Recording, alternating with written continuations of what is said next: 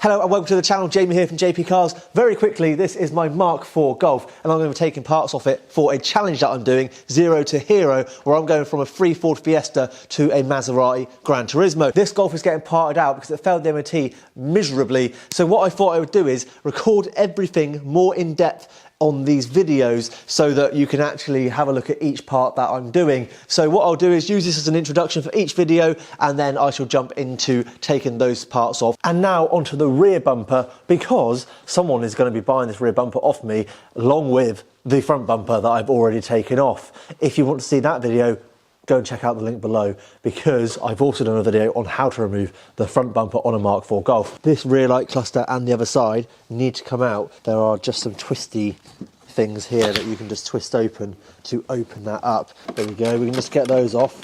I think there's two going that way and one going to the rear of the car.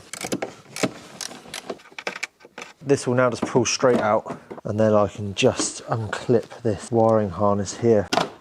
Coming into the back here on the left hand side of the car from the rear, I'm pretty sure there's a little wire in there. Do you see that tiny wire on the bottom? I'm pretty sure that's the number plate lights. I've just managed to undo that one. I'll do the other side and then we'll get on with this bumper. And now it's the wheel arch liner on the rear. I'm pretty sure it's a T25, so let's take that off. Sometimes you just need to use the angle grinder to cut a new slot in it. So with the wheel arch liners now undone from the bumper, we should be okay. Up underneath here, we've got these, so let's loosen these off, both sides. We come to the top and there is another one on each side.